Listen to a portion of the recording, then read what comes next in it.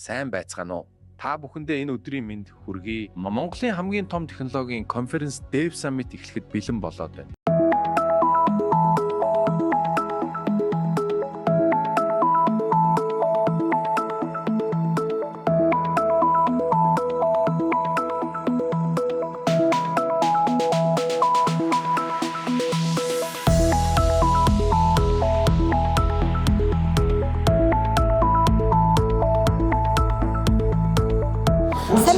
Үзэгчтэй Dev Summit 2025 дөрөвт жилдээ зохион байгуулагдаж байна. Үйл явдлын таймыг та бүхэндээ хүргэе.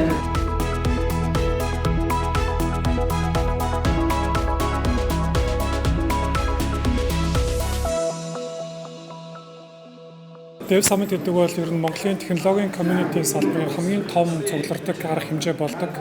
Тэгээд энэ арга хэмжээгээр бид нэр тухайн жилүүдэд тэгээд ирж байгаа жилүүдэд ер нь дэлхийн технологийн чиг хандлага хаашаа явж байгаа гэдгийг тодорхойлоод тэр одоо явж байгаа чиг хандлага сэдвүүдийн хүрээнд дэлгэгч нарыг авчирч манай Монголд ер нь хүмүүс энд юу хийж гэн, юу сурж гэн, ямар төслүүдээр ажиллаж гэн гэдгийг биеиндээ сурсан зүйлээ хуваалцах зорилттой ийм арга хэмжээ байдаг.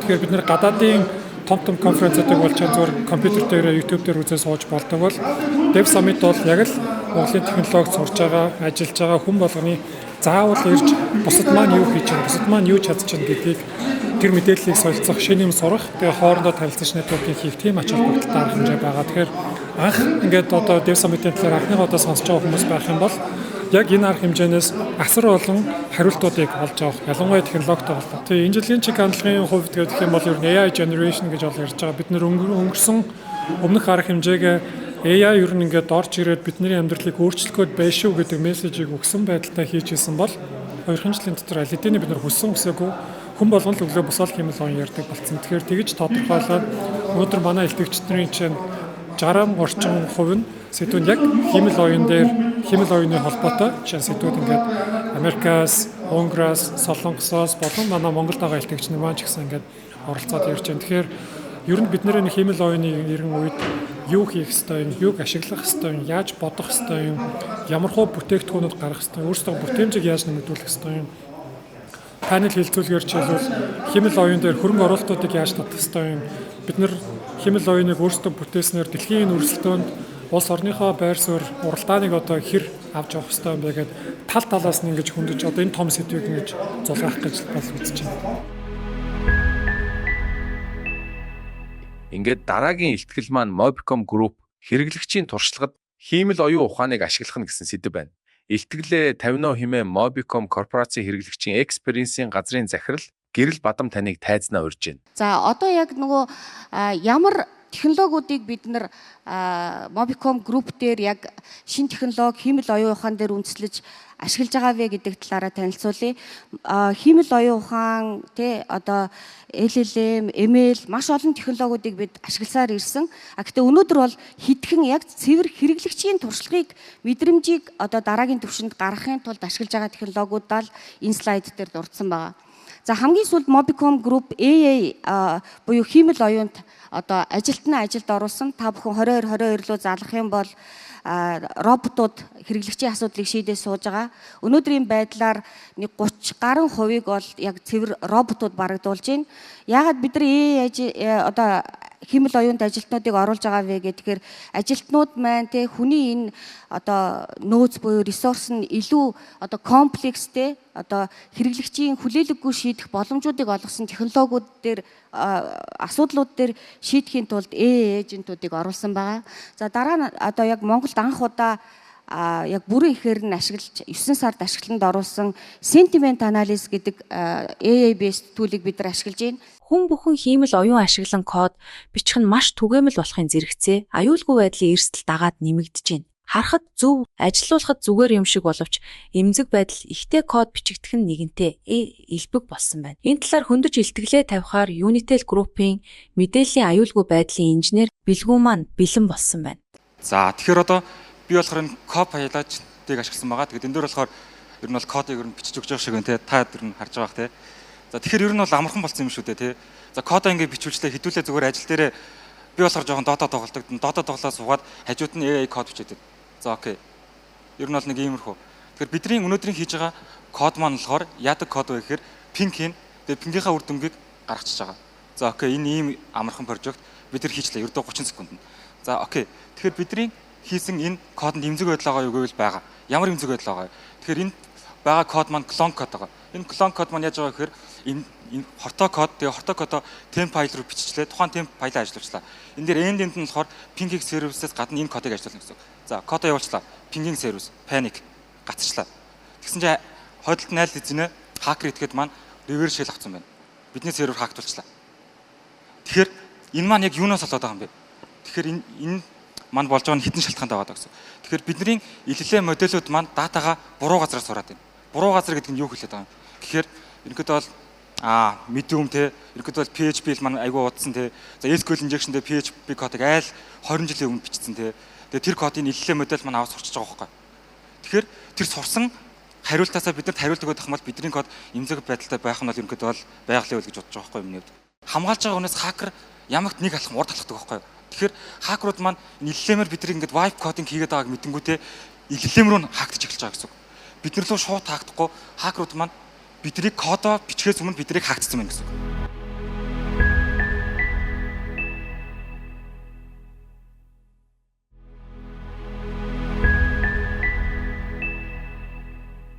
Хиймэл оюун хурдцтай хөгжихийн хэрээр аюулгүй байдал мөн засаглал талаас хэрхэн зохицуулах ёстой байдаг вэ? Энэхүү асуултанд хариулж өөрийн туршлагаас хуваалцахаар Анд Глобал компани Chief Risk Officer мөн ISAC Улаанбаатар чаптерын үүсгэн байгуулагч Чингүнийг тайзнаа урьж байна. Ёс зүйгүй AI гарч ирэхээр яаж ашигладаг вэ гэж зүгээр нэг жишээ харуулах гээд ирсэн баа. За Twitter болохоор нөгөө зураг аплод хийнгүүт тэрнийх нь одоо нөгөө өөрийнх нь талбарт зөв харуулахын тулд автоматар crop хийгээд яг хэрэгтэй хэсгийг нь үлдээж харуулдаг тийм AI хийсэн чинь тэр нь болохоор нөгөө хар арьстай хүнийг кат хийгээд цагаан арьстай хүнийг нь үлдээгээд ингээ харуулад гисэн. Тэгээд ингээ нэлээд шууган болоод Twitter өөрсдөө эндээ уучлалтгүйсэн. За уучлаарай манай AI үнэхээр ёс зүйгүй ажиллажээ гэ тэ. За тэгэхээр ёс зүйгүй ажиллаад ирүүл ийм муухай зүйлүүд бас гарч болдог байна. За хэдүүлээ өнөөдөр юу хийж чадах вэ те? Бидний хийсэн AI одоо ёс зүйгүй ажиллахын тулд юу хийж чадах вэ гэхээр хамгийн түрүүнд одоо privacy буюу те монголоор бол одоо нууцлалын бодлого гэж байгаа.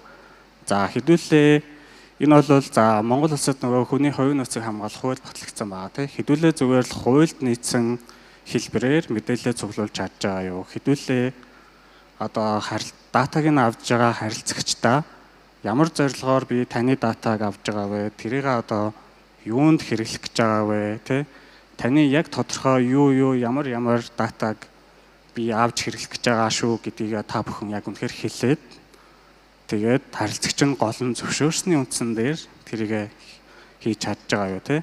Хамгийн гол нь энэ бол одоо юм транспарент буюу хэдүүлээ одоо датаг нь авч ашиглаж байгаа хүндээ бол бид нар тайлбарлаж чаддаг байх хэрэгтэй. За AI хэрэглэж байгаа юм чинь энэ ямар нэгэн AI ажиллаад танд ийм үр дүн өгч байгаа шүү гэж хэлж болохгүй те. Энэ бол ингээд маш ойлгомжтой байх хэрэгтэй. Хэдүүлээ тайлбарлаж чаддаг байх хэрэгтэй те.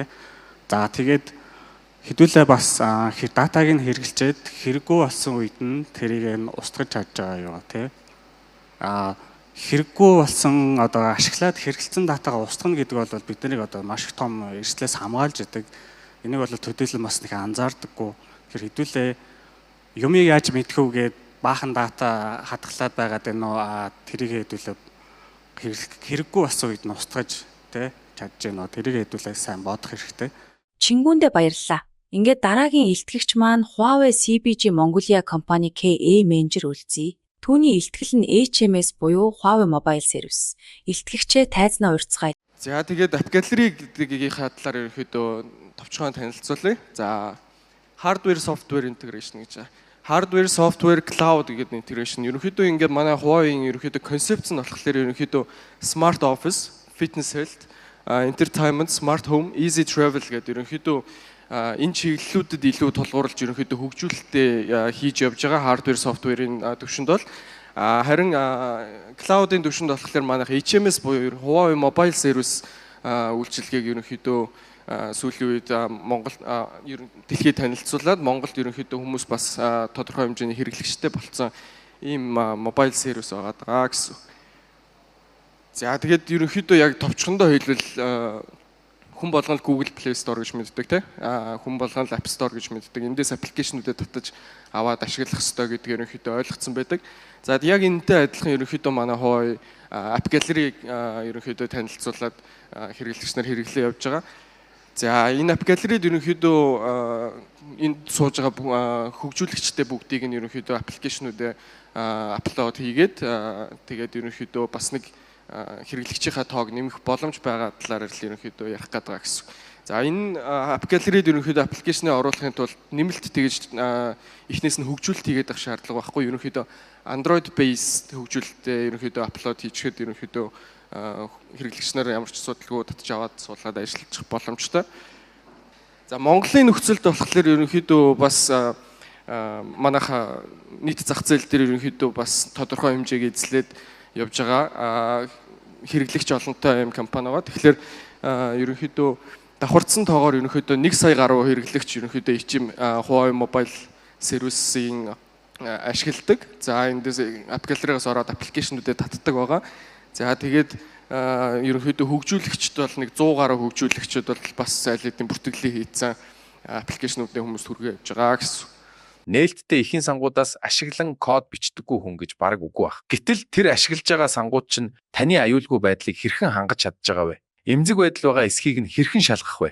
Эдгээр асуултанд хариулж өөрийн хөгжүүлсэн технологиг танилцуулахаар Монгол Улсын их сургуульд аюулгүй хөгжүүлэлт гэсэн хөтөлбөрөөр магистра хамгаалж буй Индра маань ирсэн байна. За тэгэхээр өнөөдөр одоо нээлттэй ихэнх сан бол бид бүгдийн хэрэгжилж байгаа одоо бараг бүх утасны аппликейшн те вебсайт системүүдэд бол програмууд бол ашигладаг. За өнөөдөр дэлхийд даяар ашиглагдж байгаа бүх програмуудын 97% нь нээлттэй ихэнх сан дээр суурилж нээлттэй ихэнх сангийн кодыг бол ашигласан байдаг. За түүний 81% нь болохоор өндөр эрсдэлтэй эмзэг байдалтай байсан байгаа. За тэгэхээр юу нээлттэй ихэнх сан гэдэг маань бол хизээч 100% аюулгүй байдаггүй байгаа. За тэгэхээр нээлттэй ихэнх сангуудыг одоо яг програм хангамж одоо хөгжүүлэгчд бидний яг практик түгээмэл хэрэглэгдэх болсон гол одоо шалтгаанууд нь бол хөгжүүлэлтийн зардлыг бууруулдаг, за мөн хөгжүүлэлтийн хурдыг бол маш богиносгож өгдөг байгаа. Гэхдээ нөгөө талаас бол аюулгүй байдлын эрсдлийг бол дагуулж идэг байгаа. За яагаад тэгэхээр хөгжүүлэгчд өөрсдийн одоо нэг хяналтаас гадуурх бидний хяналтанд байхгүй тэр 3 дахь сангуудыг бол юунда төсөлтөд ашиглах нь бол маш түгээмэл байдаг байгаа. За тэгээд судалгаанд оролцогчдын 88% нь болохоор аюулгүй байдлын ямар ч түүл одоо хэрэгэлдэггүй. За 79% нь болохоор software development life cycle-ийн болохоор шат бүрт нь аюулгүй байдлыг хангах тийм шалгах secure coding practice-ийн бол туршлага байхгүй. За харин зөвхөн 15% нь эмзэг байдлыг бол тогтмол урьдчилан шалгадаг гэж хариулсан байна. Тэгэхээр Монгол дахь нээлттэй ихийн аюулгүй одоо байдлын өнөөгийн нөхцөл байдал юу н ямар түвшинд байгааг бол энэ судалгааны үр дүнгээс бол харж болно. Тэгэхээр бидний нь одоо хэрэглээд айгүй их мөртлөө аюулгүй байдлын шалгалт бараг байхгүй байгаад байна.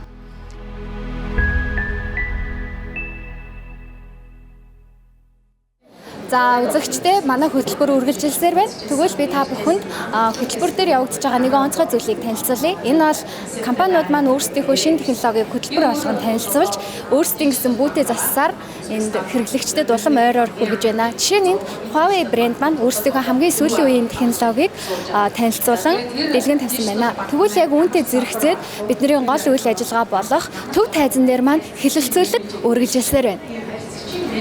Энэ жил Huawei компанийн хувьд бол анх удаага оролцож байна. Анх удаага оролцохдоо бид хэд дэлхийд технологийн дэвшилтэд бүтээгдэхүүнийг энэ жил анх удаага дэлхийн зах зээл дээр танилцуулсныг Монголд одоо эх 7 хоногийн даваа гарагаас хүсүүлээд эхлээд pre-order launching эхлэж байгаа. Энэ одоо таатай үеэр давхцаж ингээд орж байгаа нь өөрөө айгүй таатай байна.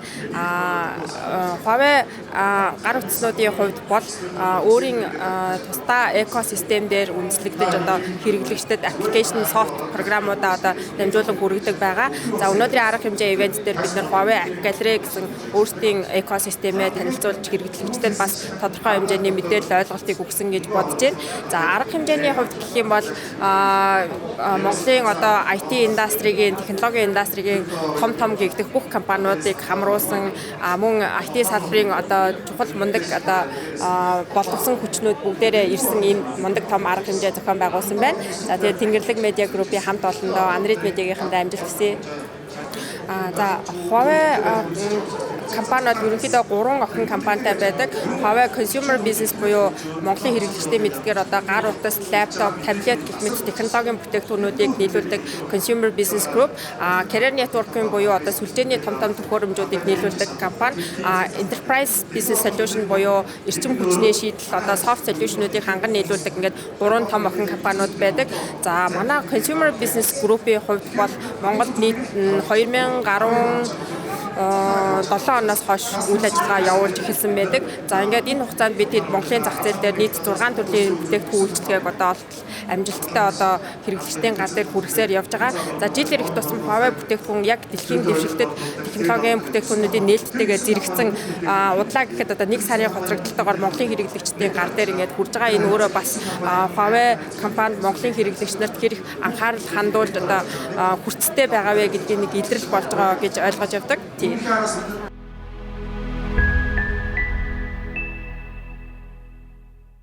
Манай компани өнөөдөр болохоор энэ компани илүү сурталчлаа. Тэгээд дээрс нь нийт ажлын байрны танилцуулга хийгээд чиглэлээр ирсэн байгаа.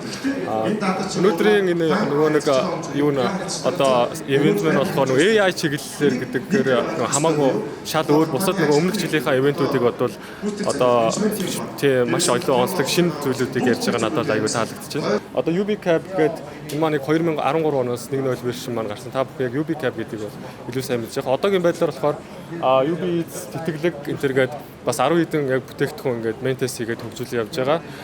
Бидний бүтээгдэхүүнүүдээс одоо хамгийн гоё надад гоё санагддаг бүтээгдэхүүн юм бол энэ байсан да хэдэж Trilinks гэдэг одоо мод тарьдаг платформ байгаа.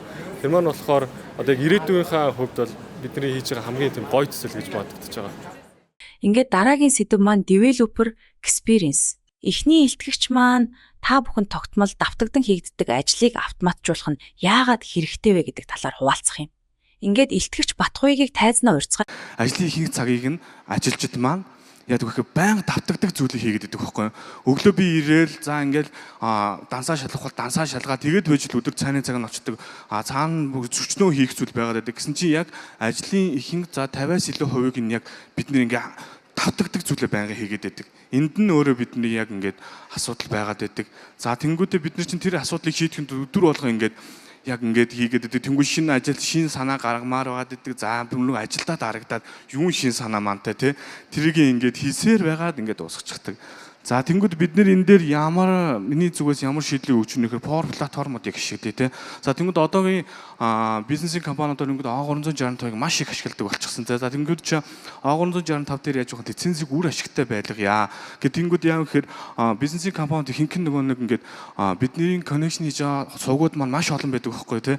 Тэнгуүд чи A365-ыг Teams ашиглаад ирэнгүүт бидний нэг суугаар ашигла харьцдаг болгочихж байгаа нэгдүгээр. За хоёрдугаар тэр Teams гэдэг зүйл чинь өөрөө бидэнд Power платформ чинь маш олон хүчин зүйлийг биднэрт өгч чадвартай байгаа гэдэг тийм. Тэгвэл лицензийн үр ашигтай ажиглал болчихж байгаа. За тэнгууд чинь бид нэг зүйл нэг манай маркетингийн хэсэг маань эсвэл борлуулалтын хэсэг маань нэг зүйл ашиглая гэхээр үхээр ERP байхгүй бол өөр вендоруудаар юм хийлгээд байдаг. За тэнгууд чинь тэр маш олон вендорын системтэй болчихдог. За тэднийг нь хооронд имплементийн асуудал үүсэдэг байхгүй.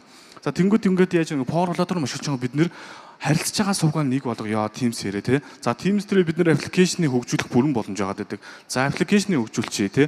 Тэнгүүд яаж ийм гэхээр бид нар чаа өдөр тутмын хийдэг зүйлээ Teams дээр нэг сувгаар харьцдаг болчлоо. За тэнгүүтээ бид нар өдөр тутмын нэг бүх төрлийн хүсэл төвд энэ зүйлүүдээ Teams дээр аппликейшн болоод оруулчлаа. За тэнгүүд чи бид нэрийг яаж юм гэхээр өөр бусад нөгөө харьцаж байгаа сувгуудаа хаалах боломж биднэрт тоодорж байгаа. За тэнгүүд чинь тэрийг дээр яаж нөхөр бид нэр өдөр тутмын ашигладаг ажлуудаа цаасаар явдаг хүсэлтүүдээ бүгдийг нь аппликейшн руу оруулаад цаасны хэрэглээгээ бууруулах боломжтой болчихж байгаа. За энэ дээр цаасны хэрэглээ бууруулаад ингээд бид нэр хүсэлтүүдээ ингээд онлайн авдаг болчоор яаж нөхөр бид нөгөө ажилтнууд маань татдаг ажлуудаа халаад за яг би надад ямар зүйл хэрэгдэт байгаа юм би дараагийн зүйл хийхэд юу гэдэг нөгөө нэг бусад зүйл зарцуулах цаг маань илүү гараад ирдэг гэсэн үг. Уламжлалт өгөгдлийг хадгалдаг хамгийн найдвартай системүүдийн нэг бол Microsoft SQL Server. Гэтэл орчин үеийн шинэ технологиуд гарч ирснээр технологи өөрчилж хөрвүүлэлт болон шилжүүлэлт хийх хэрэгцээ гардаг. Энэ үед гардаг асуудлууд тэдгээрийг хэрхэн шийдэх шийдлийн талаар өөрийн туршлагаа хуваалцахаар Америкийн нэгдсэн улсад Integral Ad Science компанид инженерээр ажилладаг Сонин Баярыг тайзнаа урьцгаая. За тэгэнгүүт дата бол өөрөө мэдээж маш их хэмжээгээр байдаг тийм ээ. За тэгэнгүүт тэр их датаг зөөх за одоо компаниуд бол ихэнхдээ одоо enterprise компаниуд буюу одоо хуучин компани тийм Америкч одоо айгүй олон жилийн түүхтэй компаниуд олон байдаг. За тэрэн дээр маш их компаниуд MS SQL database ашигласан байдаг. За тэгэнгүүт тэр database дээр одоо мэдээж тэр чинь on premise гэсэн үг шүү дээ тийм өөртөө одоо сервер өрөөнд хадгалаад ингээд компьютер хадгалсан байдаг. За тэгэнгүүт одоо ингээд хиймэл оюун ухаан гарч ирээд за тэрэн дээр мэдээж одоо модель уншуулах хэрэг гарна. Тэгэнгүүт одоо on premise дээр боломжгүй учраас бүх компаниуд хаашаа явж байгаа гэхээр cloud database руу шилжиж байна. За тэгэнгүүт cloud database дээр ингээд шилжийа гэх тэгэнгүүт маш их database одоо датаг яаж зөөх вэ гэдэг асуудал гардаг. За тэгэнгүүт одоо ер нь компаниуд хаашаа нүүж байгаа гэхээр Snowflake, BigQuery, за Redshift юм уу те ингээд том cloud database руу нүүж байгаа. За тэгэнгүүт энднэс дээр бид нар одоо ингээд database дээр чинь маш их одоо stored procedure, view, functions гэдэг юм маш их одоо бичсэн байгаа шүү дээ, log бичсэн байдаг. Тэгэнгүүт тэр их log гээ чинь яаж нөгөө нэг одоо MS SQL-ийн Snowflake руу ч юм уу syntax-ийн өөрчлөлт ч юм уу янз бүрийн тийм гардаг. За тэгэхээр тэрийг яаж одоо ингээд нэг database-с нөгөө database руу нүүчээд мөн дараа нь дахиж яаж одоо ирээдүйд дахиад бас өөр өгдлийн сан гарах юм тэр нүүх хэрэг гарна да тийм ээ. Тэгэнгүүт тэрийг яаж шийдэх вэ гэхээр DBT гэж нэг tool байна. За энэ DBT гэдэг нь болохоор data build tool гэдэг open source tool байгаа. За free ашиглаж болдог. За мөн энэ cloud нь байдаг, мөнгө төлж ашиглаж болдог ийм tool байгаа. За энэ tool нь яадаг вэ гэхлээр ерөнхийдөө SQL шиг харагддаг. За мөн Jinja гэдэг одоо JavaScript-ийн темплейттэй ашиглаж болдог. За тэгээд энийг болохоор мөн одоо version control хийж болдог.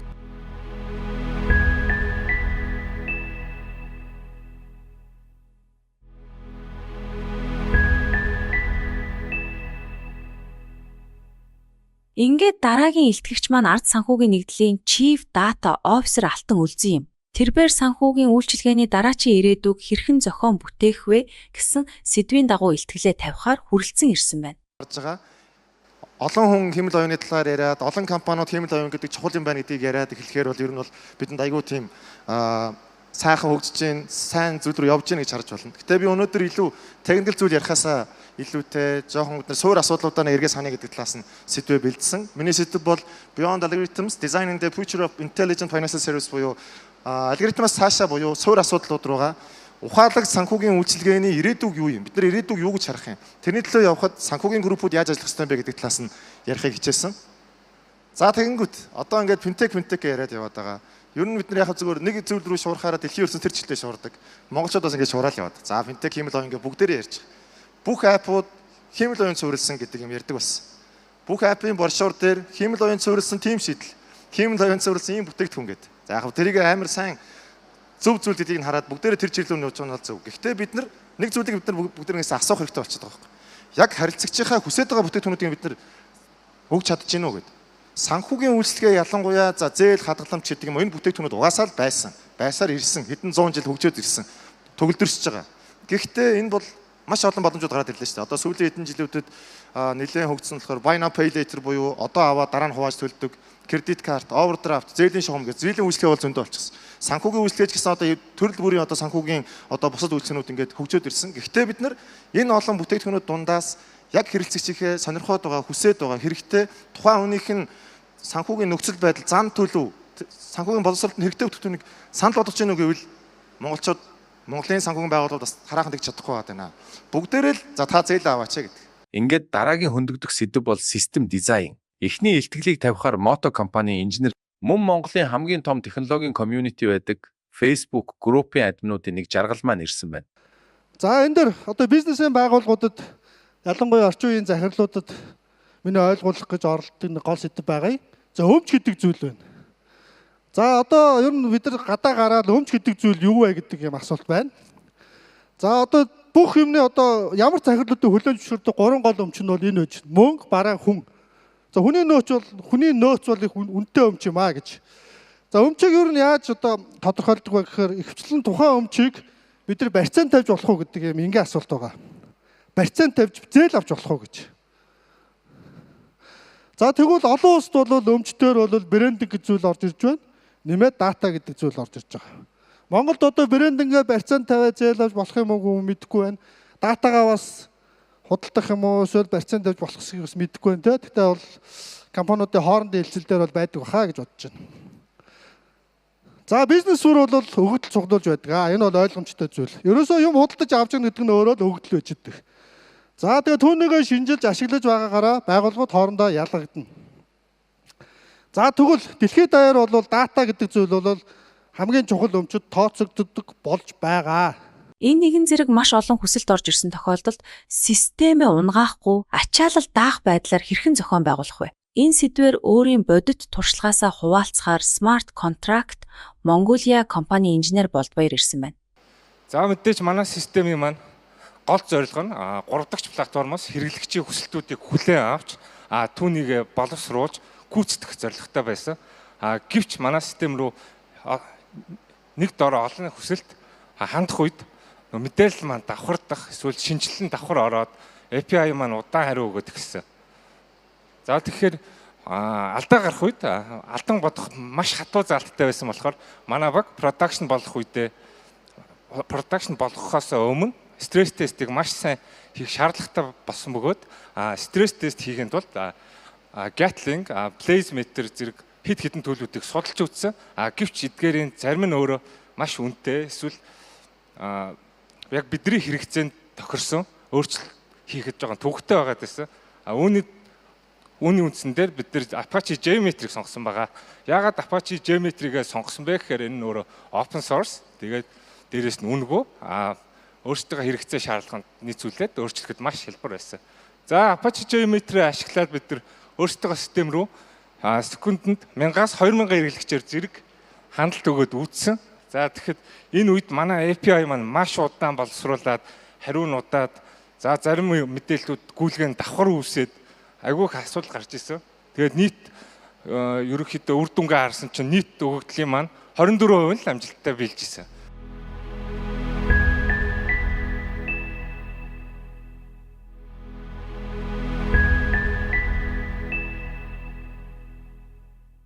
За 2025 оны Dev Summit хиймэл оюухан гэдэг онцлогтойгоор зохион байгуулагдаж байгаа. За миний хувьд iTools хувьцаат компани гүйцэтгэх захирлаар ажиллаж байхдаа анхны Dev Summit-д оролцож байсан. За энэ удаагийнхаар бол Digital Nexus компаниараа буюу бизнесүүдэд илүү технологийн шийдэлтэй зөвлөх үйлчилгээ үзүүлэх онцлогтойгоор компани танилцуулж байгаа. За хоёрдугаарт нь мэдээж өөрийнхөө бичсэн сонголт нэртэй номыг бас салбарынхандаа борлуулж байгаа.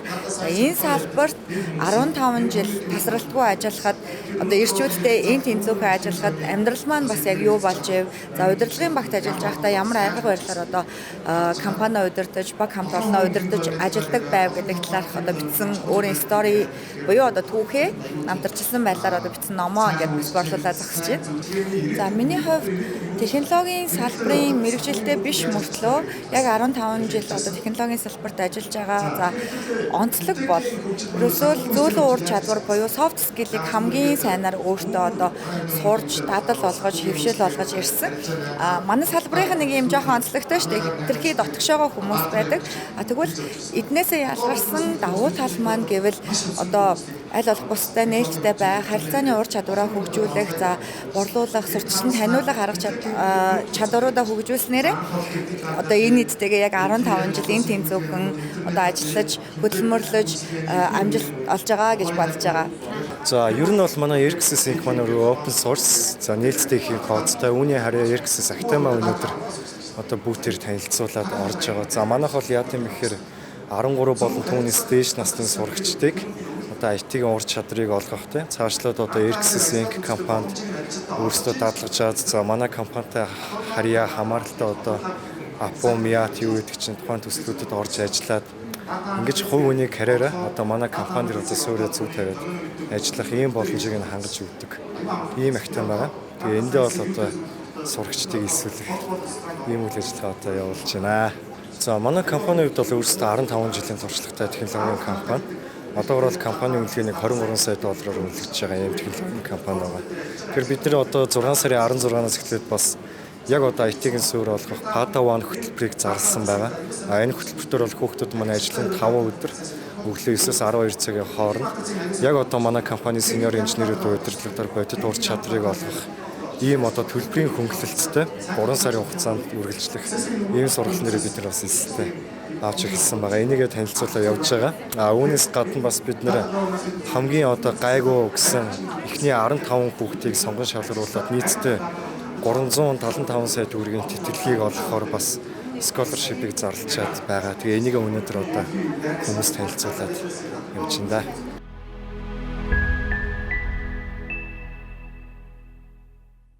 За ингээд бид дараагийн илтгэгчээ тайзнаа урихад бэлэн болоод байна. Эдэн domain driven architecture хэмээх сэдвээр илтгэлээ 50 хэмээн хаан банкны Enterprise архитектурын удирдагч Төгс Баярыг тайзнаа урьж байна. За тэгэхээр энэ хэсгийг нь тодорхойлж өгдөг аргачлалыг энэ strategic design tool гэж байгаа. За tactical design болохоор яг нэг тухайн сервисийн дотор кодон дотроо entity буюу одоо ямар сая өмнөх нөгөө model driven development гэж гарч ирж байсан шүү дээ. Яа entity-нуудаа үүсгэх хооронд relationship менежерийн зураад гэдэг. Яг тиймэрхүү юмнуудаа яаж хүү гэдэг аргачлалыг нь болохоор tactical design гэдэг хэсэгт ирэн заагаа өгсөн байна. За тэгээ бидний хувьд толгорсон challenge идэв стратеги талтай байсан. Ягаад тэгэхээр нөгөө сервисүүдийнхаа хамрах хүрээ скопууд нь энэ сервисээр энэ үйлдэлийг хийх нь зөв буруу юу гэл ингээд асар батлан microservice-тэй болцсон болохоор тэдний хооронд нь ингээд учрыг нь олох зохион байгуулалт гэдэг нэлээд хэцүү байсан учраас энэ хэсгээр ирэн төвлөрсөн байна. За объект ориент програмчлалтаар бид нар ингэдэг шүү дээ. Ер нь объектыг бодоол за жишээ нь пицца гэдээ байхад за пицца гэдэг класс үүсгэнгүүтээ класс дотроо за size гэдэг ч юм уу ингээд метрикүүдээ field property-нуудыг нь хийгээл тэгэл ингээд тэрийг ингээд цаашаа ашиглаа бизнес логикуудыг нь бичиж юм ингээд явчихдаг. За энэ бол ерөнхийдөө объект oriented thinking гэж байна. Дараагийн илтгэгч маань UPR консалтинг компанийн гүйцэтгэх захирал Номи юм. Тэрбээр storage management хэмээх сэдвийн дагуу илтгэлээ тавихаар хүрэлцэн ирсэн байна. Түүнийг тайзнаа урьцгаая. За 2008 оны хувьд бол бид нар нэг өдрийн дотор бараг дундаж сард хийдэг ярианыхаа ийм одоо өндөр ачааллыг авч эхэлсэн. Яагаад вэ гэхээр энэ жилийн хувьд энэ 2008 оны хувьд бол сонгуультай жил байсан нэгдүгээр, хоёрдугаарт олимпиатай жил байсан юм аа. За ингээд амжилттай бизнесүүд гардаг байнга л ингээд гарч идэг нэг асуудал ирсэн. Тэр нь ямар асуудал вэ гэхлээр storage маань хэмжээ дүүрсэн байгаа. За ингээд захирал маань бол надад 2008 оны 7 сард бол ийм 300 гигагийн хэмжээтэй 2 hard disk өгөөд за ингээд partition extend хийгэрэй гэдэг үүрэг даалгаврыг өгсөн байгаа. За яг тэр шилжүүлэлт хийгээд явж явах тэр мөчөд бол энэхүү 5 командын нэг дээр нь би тэмдэгтийн алдаа гаргасан. За та бүхний харж байгаачлан нэмэх тэмдгийн алдаа. Тухайд нэмэх тэмдэг бол орхигдсон байсан гэсэн үг. За ингээд манай production system дээр бол 900 ГБ болж нэмэгдэх байсан систем маань 300 ГБ болсон. Тэгэхээр бид яг бизнесийн core датаныхаа 30% тал хувь буюу 300 ГБ датаг ганцхан тэмдэгтийн улмаас алдсан гэсэн үг. Monolith системд тулгардаг асуудлууд тэдгээрийг хэрхэн microservice болон event driven architecture-оор шийдэх вэ гэдэг сэдвээр илтгэл тавихаар нааша tech компани ахлах инженер пүрэвжрал маань бэлэн болсон байна.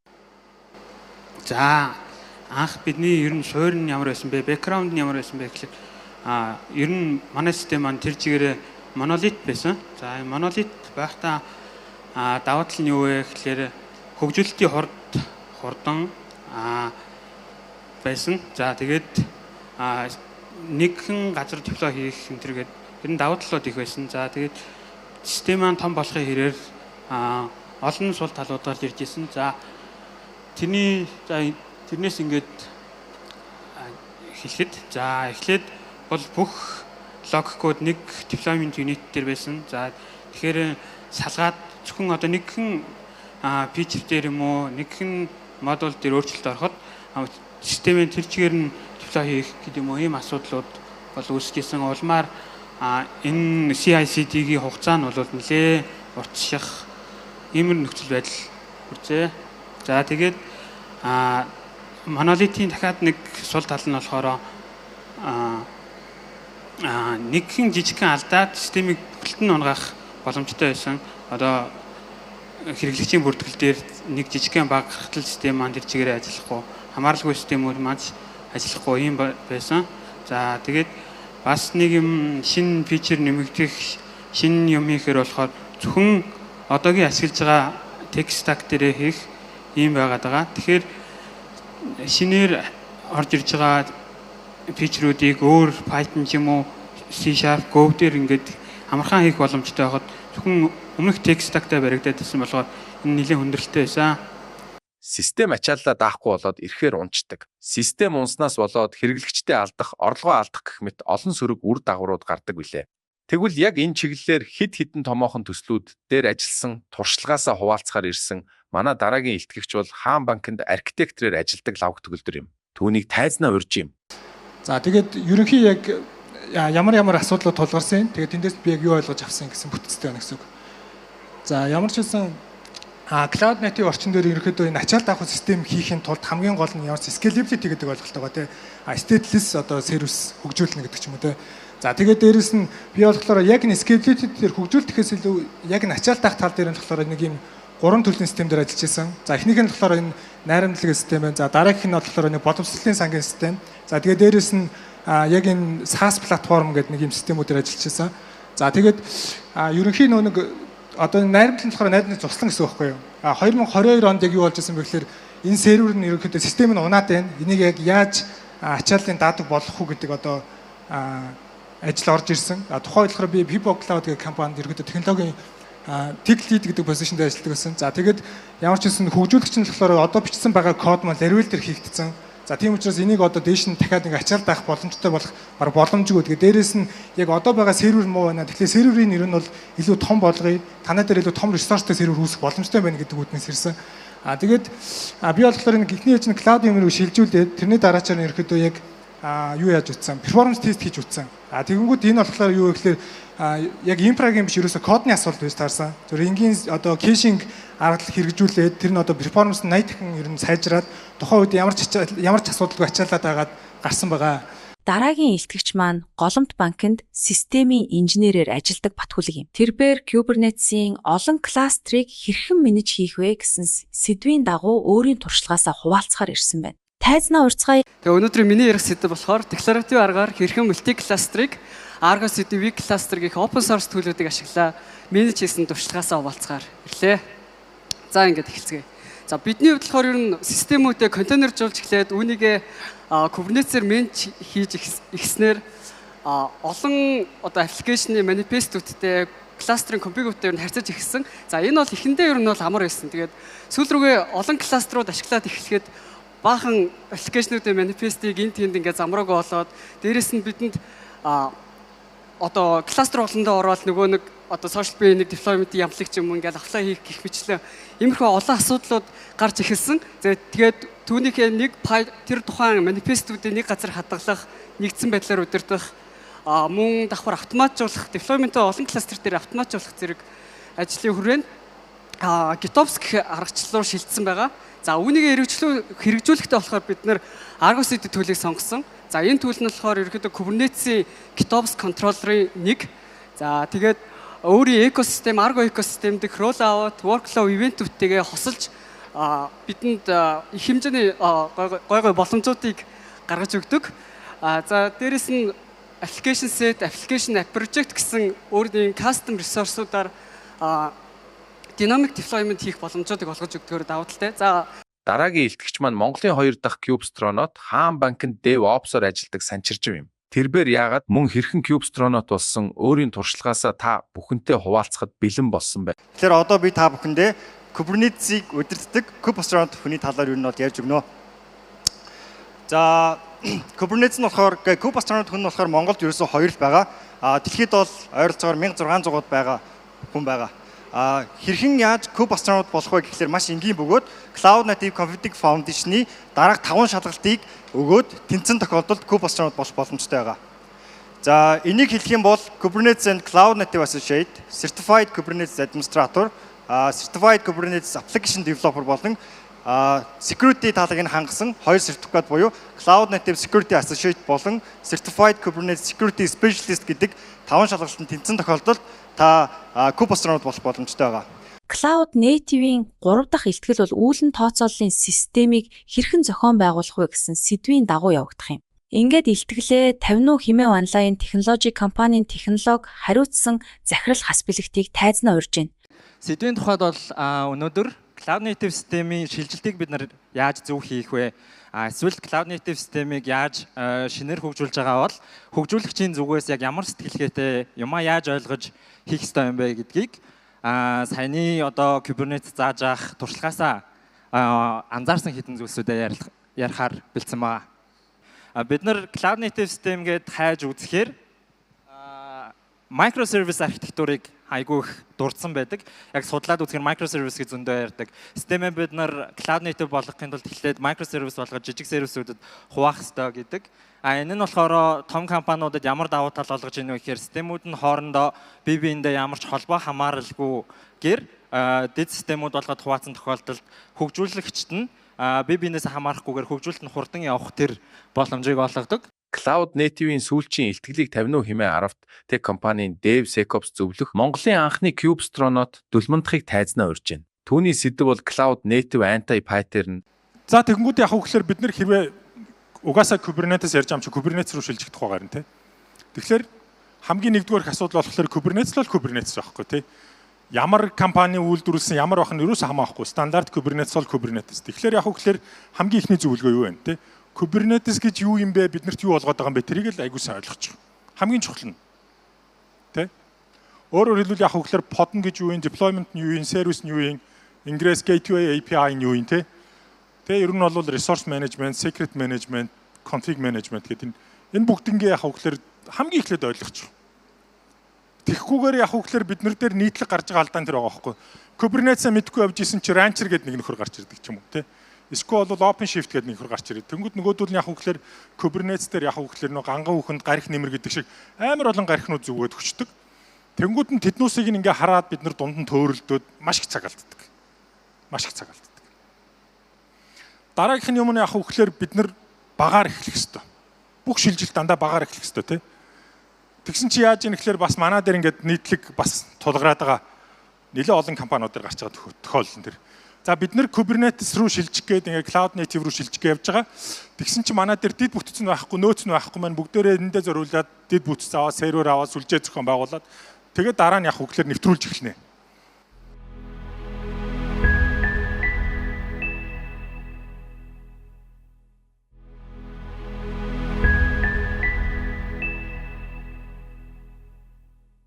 За манай хар санхүү нийтлийн арт аппликейшн гэж санхүүгийн бүхэл төрлийн үйлчлэгийг үзүүлдэг аппликейшн байгаа. Тэгээд өнөөдөр энэ Dev Summit-тэй бол манай зээл маань AI scoring-тэй холбогддог учраас энэ бүх бүтээгдэхүүнийг танилцуулахаар ирсэн байгаа. За яг арт аппликейшн болохоор арт кредит банкуд санхүүгийн байгууллагад харьяалагддаг аппликейшн байгаа. Тэгээд одоо яг саяхан хийсэн бүхэл төрлийн санхүүгийн үйлчлэгийг авдаг гэдэг чигийг харилцагч утсан дээрээ олон төрлийн аппликейшн байлгах шаардлагагүйгээр зөвхөн нэг одоо товч дараал бүх төрлийн одоо үнэт цаас, хувьцаа, бонд, хуримтлал, зээл гэх бүгдийг нэг дороос авах боломжтойг үзүүлж байгаа гэсэн. Саяхан илтгэл дээр манай захирал ярьсан хэтэрхий олон зүйлүүд байхаар хүний бас тоолгой эргээд ингээд юу сонгохоо мэдэхгүй болцдог. Артайп ч гэсэн маш олон функцүүдтэй болохоор алийн сонгохыг одоо бас яг мэддэггүй. Тэгэхээр бид нар харилцагчийнхаа зан төлөв дээр суурлаад яг зөвхөн тэр хүн тохирсон бүтээгдэхүүнүүдийг одоо хиймэл оюун ухаанаар санал болгохоор давталтай. Үүнийг л танилцуулах гэж ирсэн.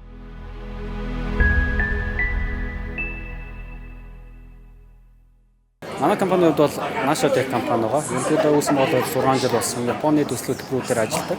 За Монголд одоо 3 төсөл дээр ажиллаж байна. За Enlighten, TokTok, Career-ээр 3 төсөл дээр ажиллаж байгаа. За яг одоогоор бол Японы нийт 9-10 төсөл дээр бас зэрэг ажиллаа явж байгаа. Тэгээ энэ хүү танилцуулга бид бүхэн хийж байна. Мөн дээрээс нь бид бүхэн их ажлын хажуугаар бас ном орчуулан ажилладаг. За одоогоор ямар ном дээр ажиллаж байгаа гэхээр яг инженерүүдэд зориулсан, софтвер инженерүүдэд зориулсан Career дээр нь зөвлөгөө хөтөч ном дээр ажиллаж байгаа. За энэ хүү номын нээлт маань 6 сарын 23-нд болно.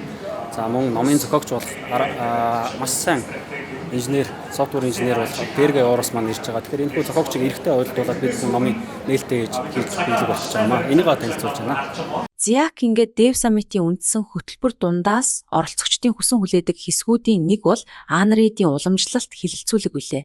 Өнөөдөр панелистууд маань хиймэл оюун, хөрөнгө оруулалт, чиг хандлага, өрсөлдөөн гэх мэт халуухан сэдвүүдээр ярилцах болно. Ингээд хилэлцүүлгийг чиглүүлж хөтөлж явуулна уу химэн Тэнгэр ТV-гийн гүйцэтгэх захирал Анридийн хамтран үүсгэн байгуулагч Уундаг тайзнаа урьж байна. За юуны түрүүнд бидний урилгыг хүлээн авч энэхүү хилэлцүүлэгт оролцохоор ирсэн, цагаа гаргаж ирсэн хүндэт оролцогчдод талархал илэрхийлье.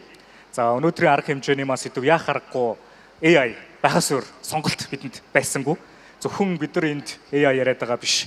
Ер нь дэлхийн нийт төр чигээр зөвхөн технологич гэлтгүй бүх салбарын хиймэл оюуны талаар түүний нөлөө, үр дүн цаашид үзүүлэх бүх ач холбогдлуудын талаар ярьж ухаанаа уралдуулж санаагаа жилээж байгаа нь бид нар бас яг ялангуяа энэ цугларч байгаа мэрэгчлэнүүдийн энд бол ярих нь зүйтэй баг.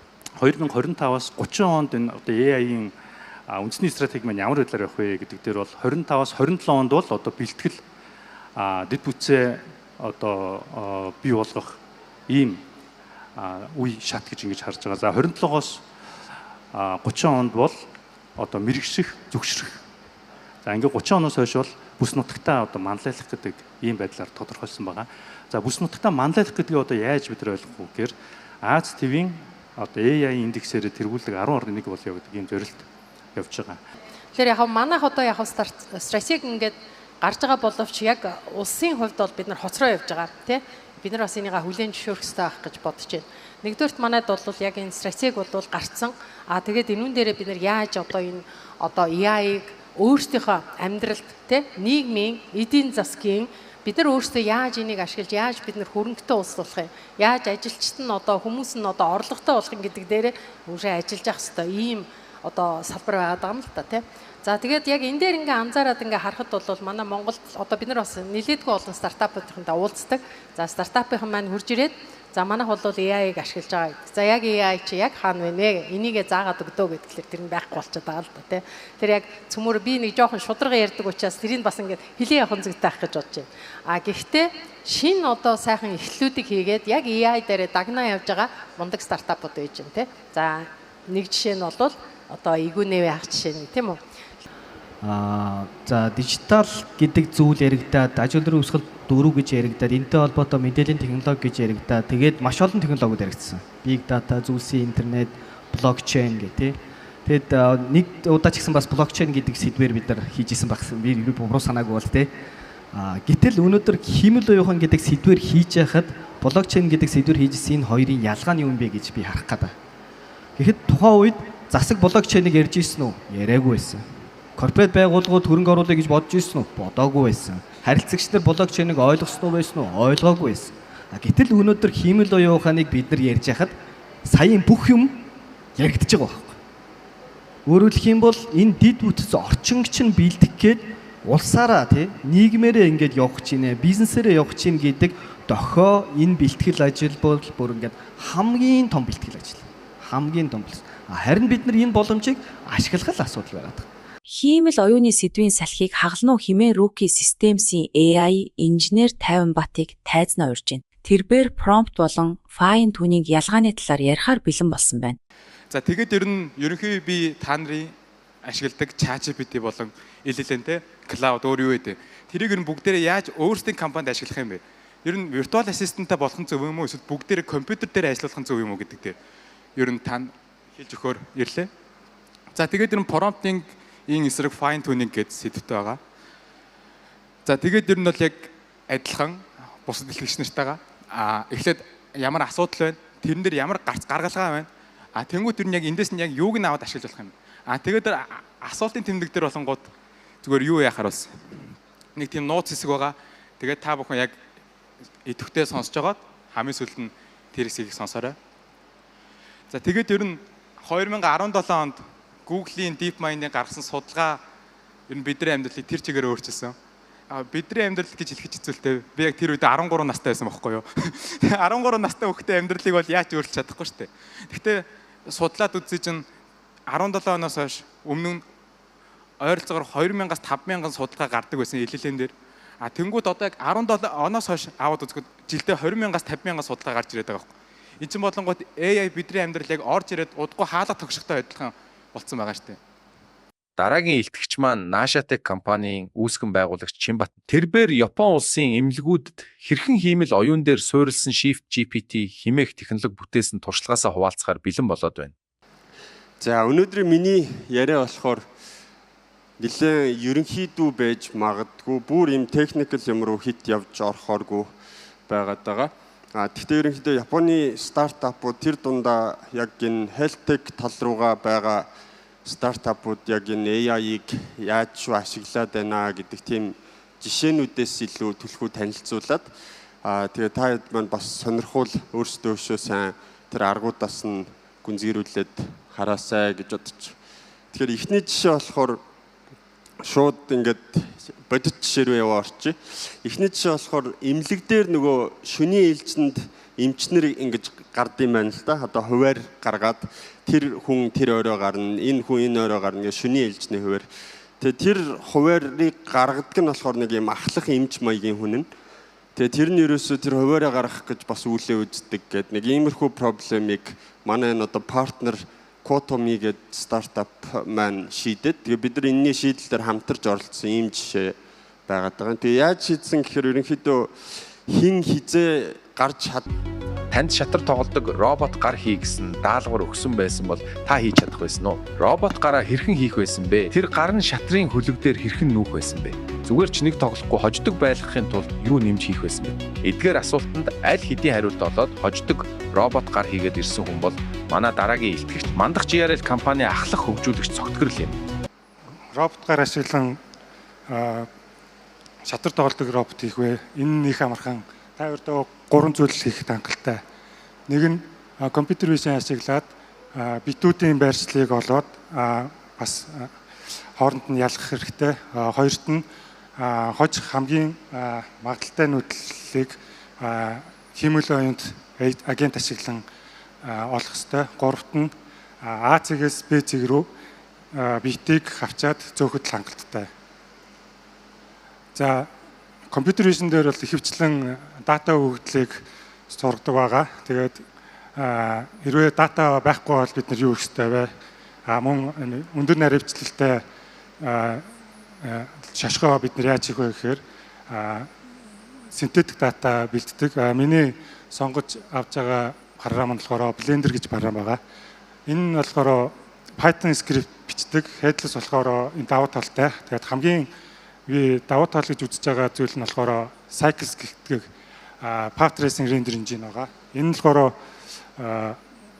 ер нь бол photorealistic render буюу хамгийн бодит мэт харагдуулах рендер байгаа. Тэгэхээр энэ нь болохоор хичнээн удаан ажилтдаг, удаан процесс хийгдэг ч гэсэн real time render engine-үүдээс болохоор юу илүү наривчлалтай явдаг байгаа. Нөгөө дүрслэл сайтай гардаг гэсэн үг.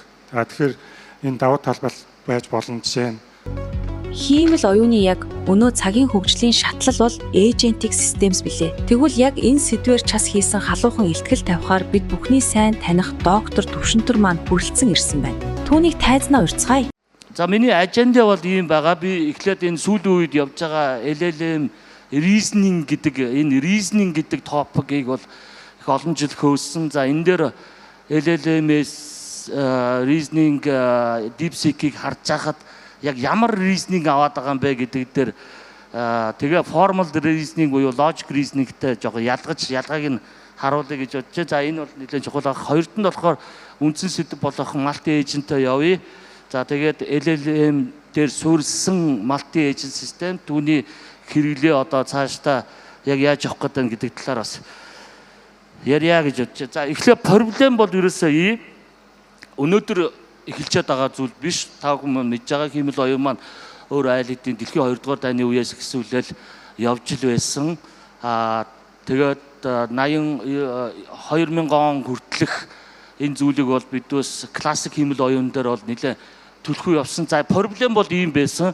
Эхлээд бол классик хиймэл оюун маань бол мэдлэг буюу knowledge-ыг яаж үүсгэх үү гэдэг. Энэ дээр бол хүний оролцоо байсан. Хүн энэ knowledge-ыг бол олон шинжлэх ухаанаасаа одоо улбаалаад олон одоо 100 жилиг бол мэдлэг бол хоригдлуулсан байсан. Энэ мэдлэгийг одоо цаашд нь одоо компьютерлээр яаж авах уу гэдэг дээр бол хүн бол ажиллаж байсан. За сүүлийн үед бол GPU хөгжснөөс хойш бол дата, интернет улам сайжраад дата цуглуулах дээр бол нэлээд явцсан. За тэгэхээр одоо бол чиглэл бол дата бол хүн менежмент хийж чадахгүй учраас техник машин явна гэдэг дээр бидээс явж байна. За энэ дээр одоо энэ хоёр чинь ингээ хоёулаа явж байгаа салбар шүү дээ. Одоо бидээс яг датаг нь бол илүү хараад байгаа. За тэгэнгүүт эйжентүүд ороод ирсэн. Эйжент дээр бидээс 3 төрлийн эйжентийг харж байгаа. reactive, proactive, autonomous гэдэг. Reactive бол бидүүсийн одоо өдөр тутам өнөөдрийг хүртэл хийгээд ирсэн програм. Нэг юм орлоо гарлаа өөр юм байхгүй. Тэр програмын алгоритмыг бол бидүүс хатуу өгж байгаа. Тэгэнгүүт ухаалаг софтвер болоод ирэнгүүт proactive at least байх ёстой. Дээр нь autonomous байх ёстой гэдэг ийм шаардлага. Тэгэхээр энэ бол бидүүсээ одоо multi agent-ийн гол амин сүнс бол явж байгаа.